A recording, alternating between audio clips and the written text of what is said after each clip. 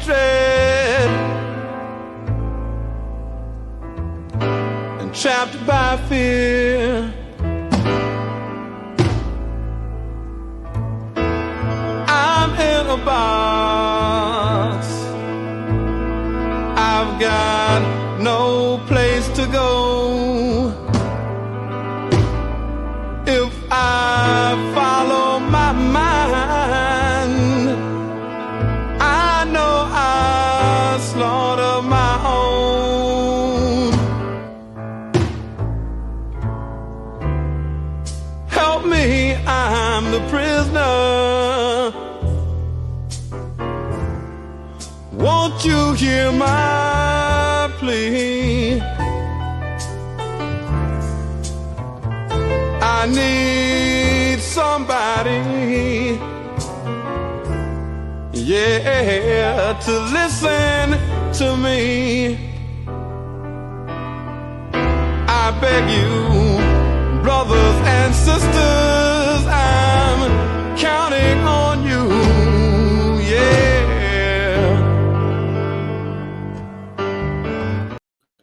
Peace and love, family. Welcome to the Northeast Political Prisoner Coalition. I'm Brother Frank, and once again, I'm here to just deal with what's going on currently and to relate that totally with political prisoners, because our political prisoners are not terrorists. They're not criminals.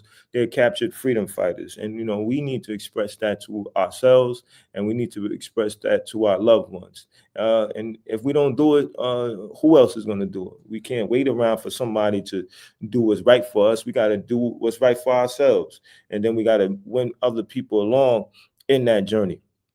But first and foremost, we just want to give condolences. Well, I want to give condolences on behalf of the Northeast Political Prisoner Coalition to Nikki Giovanni. Right? She made a transition. She is now an elder. She's a poet. She's an activist. She did her part to stand up for social justice.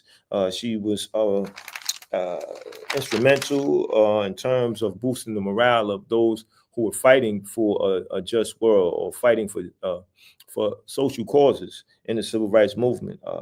Her writings date from 1968 to 2020. So we see how consistent she is. As I did research, I learned that she actually one time taught in Queens College. And Queens College wasn't too far from where I used to reside for a number of years in Palmanock houses.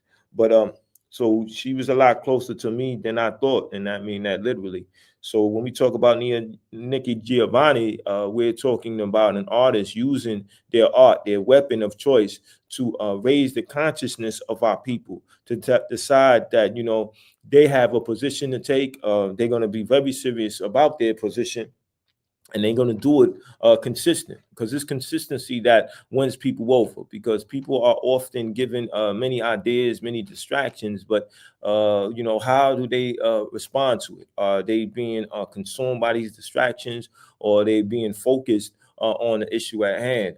People like Nikki Giovanni keeps the issues at hand and let people know that, you know, this is what's happening.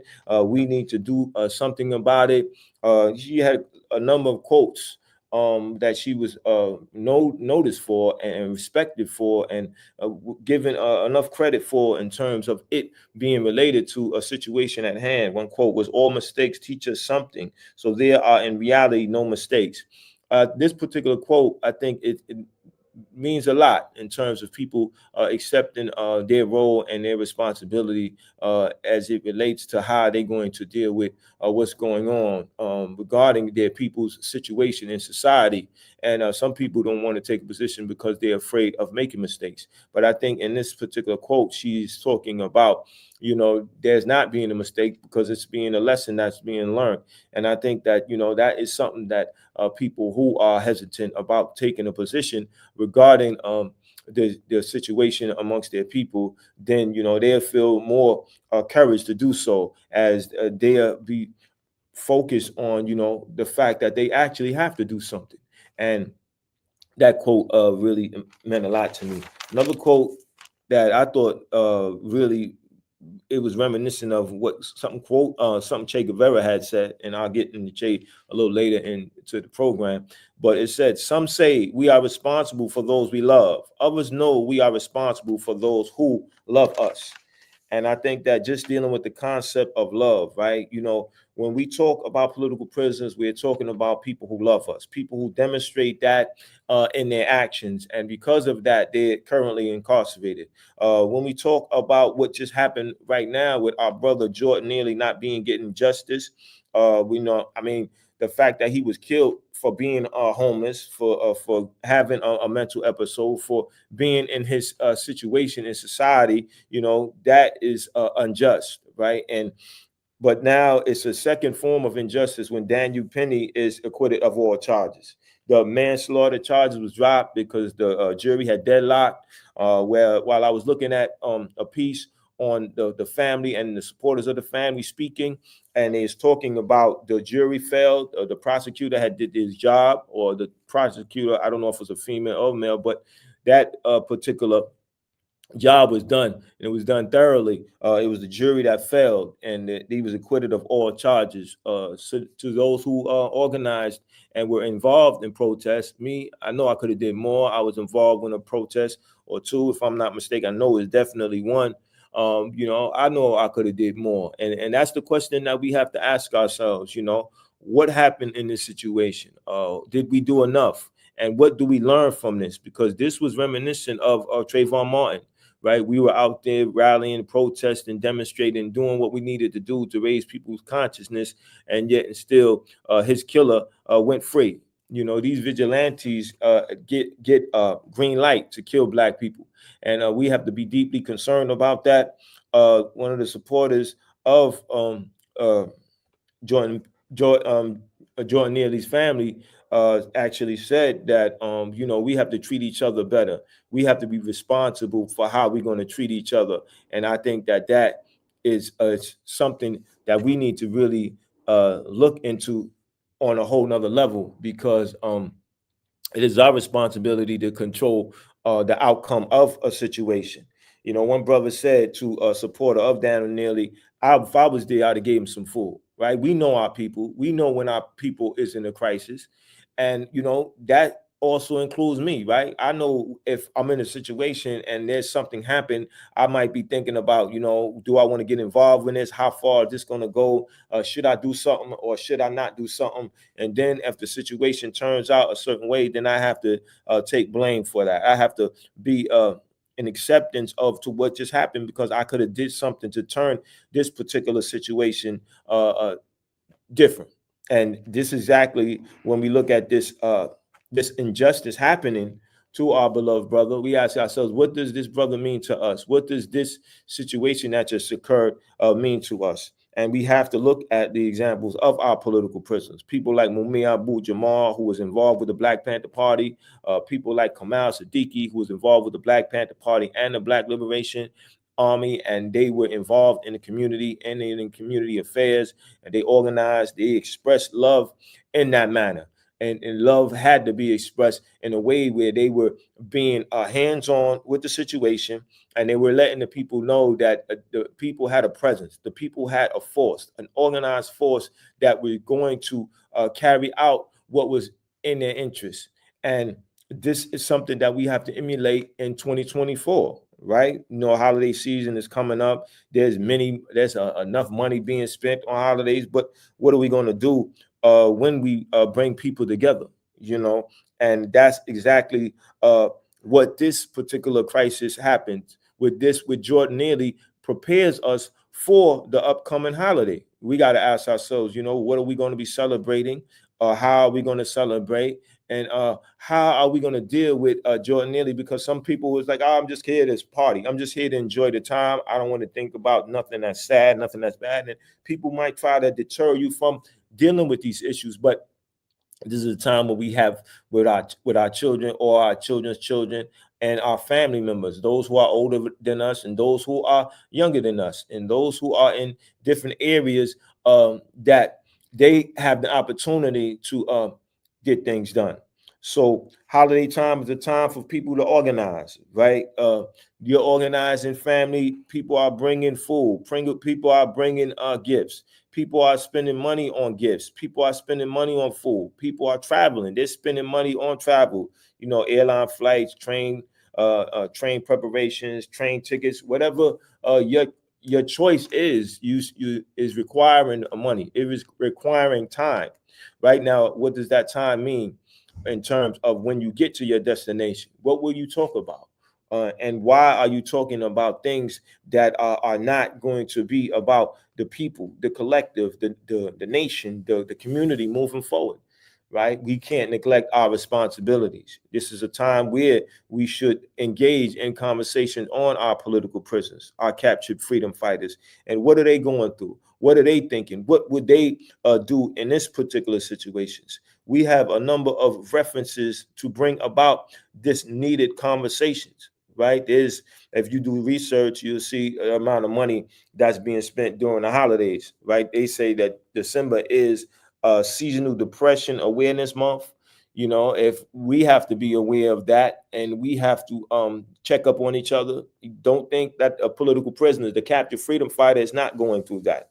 We should be inquiring about the status of our political prisoners. You know, yesterday the Northeast Political Prisoner Coalition had their monthly meeting, and we engaged in the updates of political prisoners. You know, this is very important for us to do that in our time, right? Right to a political prisoner. I'm still waiting for the letter to return for a return letter from Ronald Reed. Anybody who has any contact in his support of his supporters, his family, please let him know that I'm waiting to hear from him, because I would like to bring his ideas to the viewers, and those viewers to share with other viewers, so now they start to build up their own relationship with this beloved brother, this beloved captured freedom fighter, so that he's not forgotten, so that he has a chance to come home and be with his loved ones, be taken care of his loved ones.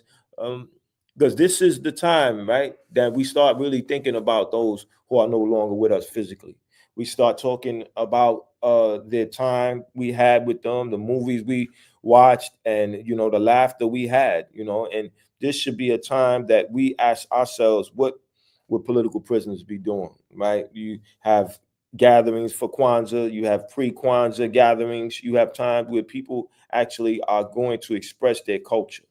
And our culture is a culture of caring, of doing for each other, because we know that this is our greatest asset, is our collective work, our ability to be on the same page collectively, right? And that needs to be the focus during this holiday time, right? Let's focus on, you know, the need to express our outrage in a collective manner, a need to deal with real issues, a need to prepare for the upcoming year, right? What are we going to do different in 2024 and in 2025 than we did in 2024?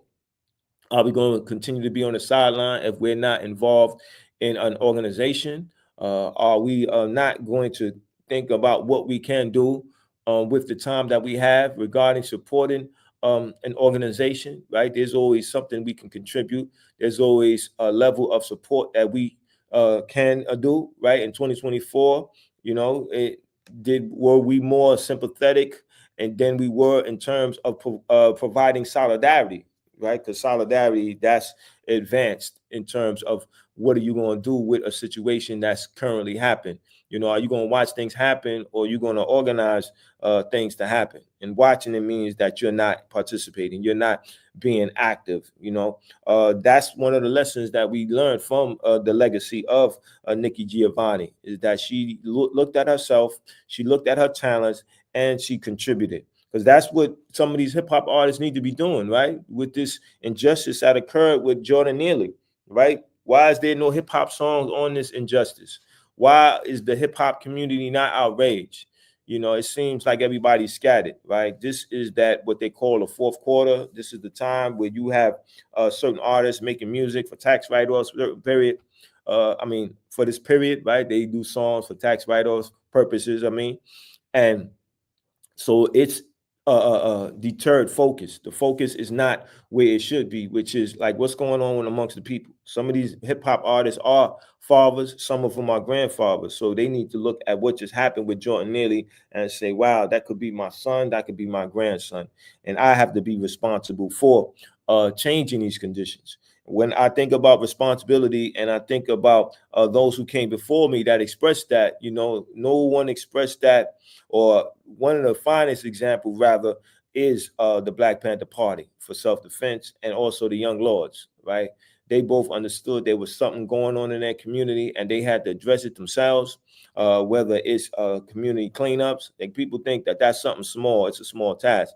It allows people to see that they have to be hands-on with what they like and don't like in their community. If sanitation is not cleaning up your community regularly enough, then you got to do it yourself. Young Lords went to the sanitation department and got the bags and got the brooms, whatever equipment that they needed that was provided to them. They got that, and they made a statement to the community. And from that, they went on to do other things. The Black Panther Party decided that they were not going to be on the sideline and watching police brutality happen, that they were going to organize their people, and they were going to stand up. They were going to confront it. And these examples allowed us to understand that our community is priority, right? This is where we live. This is where we eat. This is where we socialize. This is where we laugh. Some of us, this is the place where we die, right? But and I say that to say that, this is why we have to take our role in our community as very seriously. If you're in a relationship with a significant other, be a part of that group, that as a collective, that a group that's in a relationship that's going to be the example of how a community needs to conduct itself. What should we be doing and why? And take on that responsibility. In our community, there's always somebody watching. There's always somebody listening. And that is one way in which people learn. They observe what's happening. They say, oh, they can't say that I never seen that in my community. I never seen a couple going to a demonstration together. I never seen a couple talking amongst themselves about current political issues and deciding that they're going to take a position in their community on behalf of their community. Now you are the example of that. And now they have no reason but to take you extremely seriously, because they say, okay, this particular person did this at this particular time, and this became a part of my reality. You know how powerful that is, how important that is. That's why, we should never take anything that we're doing as something light, as insignificant.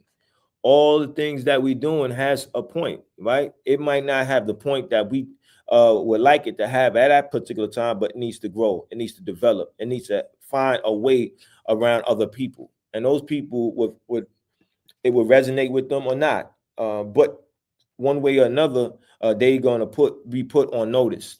And them being put on notice allows other people to be put on notice. And it eventually is going to get to somebody that it needs to be provided to, because that person is looking for an answer, right? Because they have these questions that are directly related to them, related to their community, and related to what's going on at the particular time that they are dealing with it. Because nobody is happy truly with people being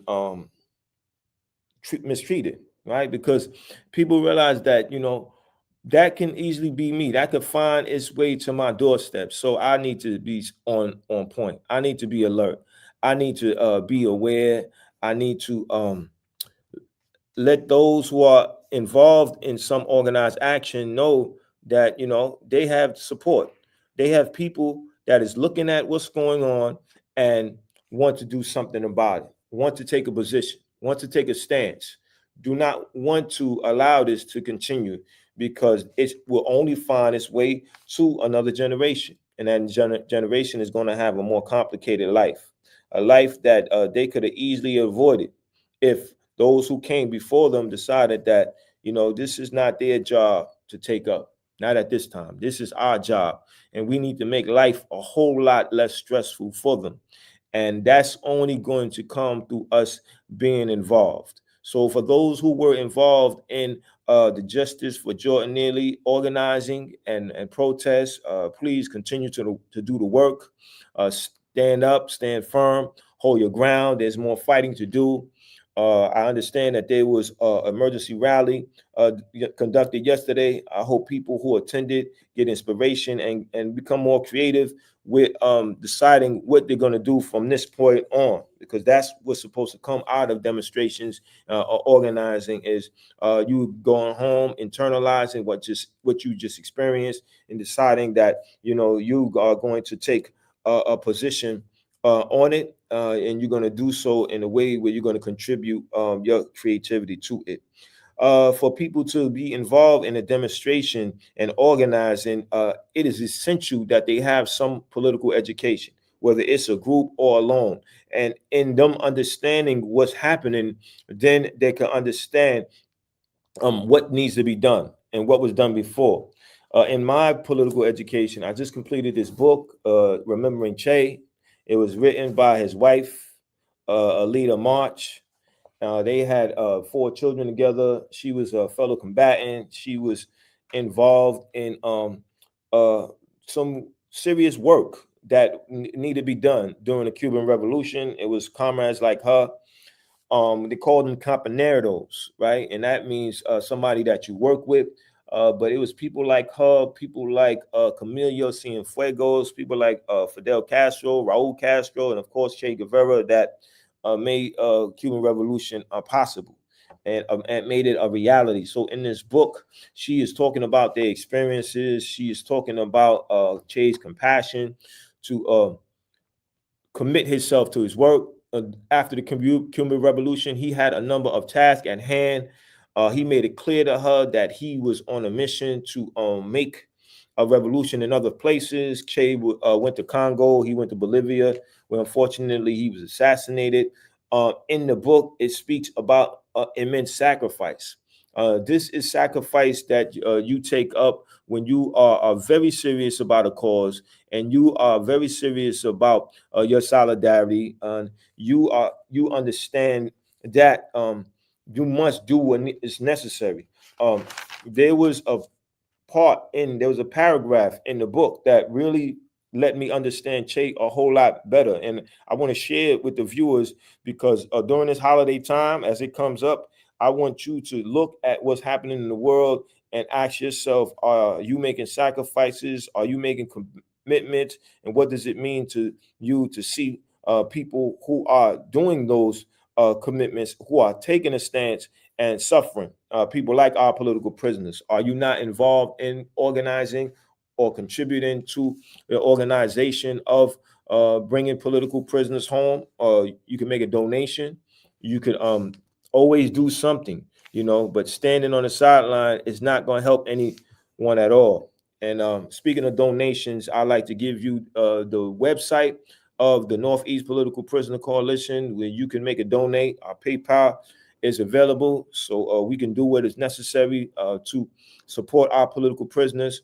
If you have any ideas in terms of what you would like your donation to go to specifically, please let me know so we can make that a reality. So in the book, Remembering Che, My Life with Che Guevara by Alita March, this part really stuck me. He said, he saw many valuable leaders being killed in combat and believed that only with the effective participation of experienced combatants could those liberation movements be victorious. He also believed direct example was crucial, and he was prepared to risk his own skin. Wow. That piece was very powerful. It made me look at myself and ask myself, how far am I willing to go and how much work am I involved in? Am I doing enough? And if I'm seeing people like Jordan Neely being killed, how am I affected by it? I know that this wasn't the first time that a vigilante killed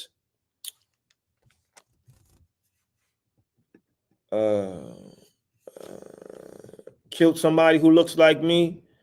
I know that it will not be the last time, right? We see what happened with Trayvon Martin. We see what happened with the situation with Bernard Getz and those brothers that were killed. And it allowed me to understand that you have to be a part of something. You have to be a part of the solution, because to not be a part of the solution is to validate the problem. So it is very important that we insert political prisoners into our holiday, right? Use this to have workshops. Consider having workshops at your program. Write to a political prisoner. Have a political prisoner host your program. Let the political prisoner know that they are appreciated, they are loved. Allow them the space to be appreciated. Have the children write to a political prisoner. I know that, at one point my son wrote to Jalil Abdul Mutakim, and that made me feel real good, because my son was relating to somebody who was in prison because they chose to stand up. They chose to fight back. There's nothing wrong with fighting back. There's nothing wrong with standing up.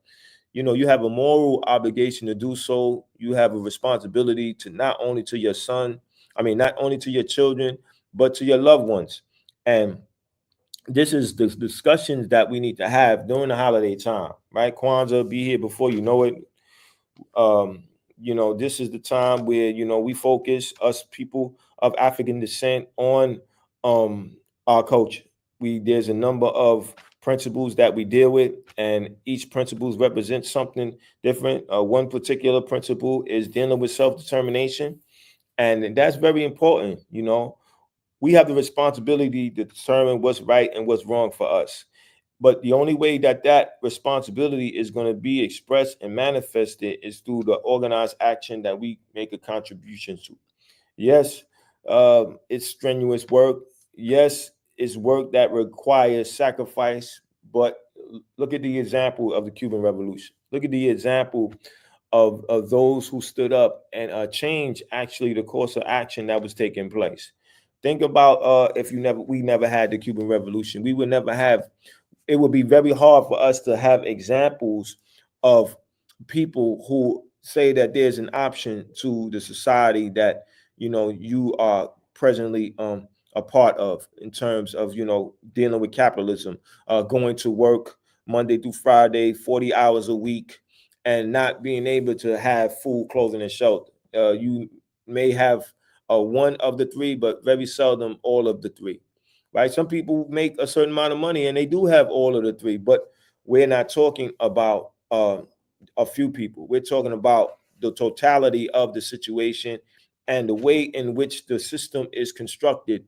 That is what we need to be focused seriously on. And is this system working for us, or is it not? Right? We look at when the first African was kidnapped and enslaved. That was done to create a system. We look at the indigenous people who were eliminated from their land, right? And some were put in another land, and that land was different than the land that they were in for generations.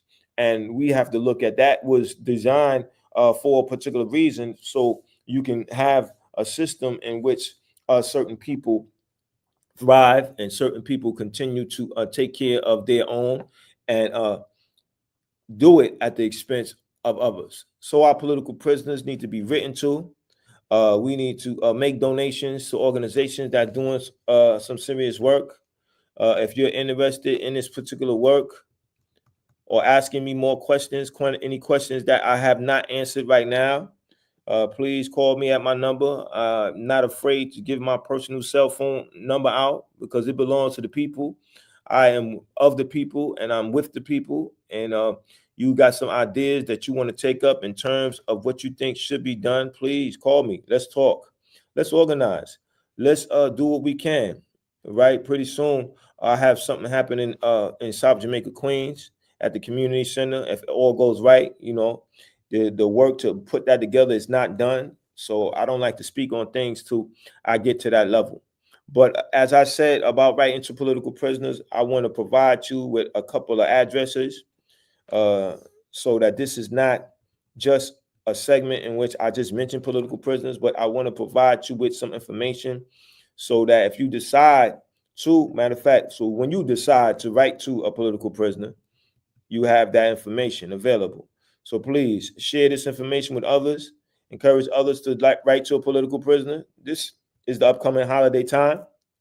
We're organizing, and we should organize our action. There's various ways to commit to actions around political prisoners. You can have workshops on political prisoners. You can write to a political prisoner. But most importantly is that you take action on a political prisoner. So I'm going to end this episode with giving you these contact information. I provided my information, my cell number, and now I just want to give you some addresses that you could write to a political prisoner. Kamal Siddiqui would love to hear from you.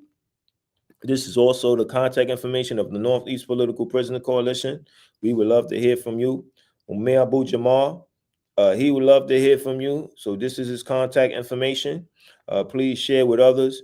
Make it a family project to write to a political prisoner. Imam Jamil Al-Amin, he would love to hear from you. Make sure you find time to write to him. And of course, Joy Powell. Matter of fact, we have a clemency letter campaign that's going on. If you would like to know more about it, please contact me at the phone number that I gave you. Joy Powell would definitely like to hear from you. If you write to Joy Powell, or rather when you write to Joy Powell, let her know that Frank Brown gave it to you, her contact information, and you was informed because you viewed the podcast. So with that being said, y'all know the call. Free them all. Don't let political prisoners die in prison. Until next week, be safe in all your travels and deeds.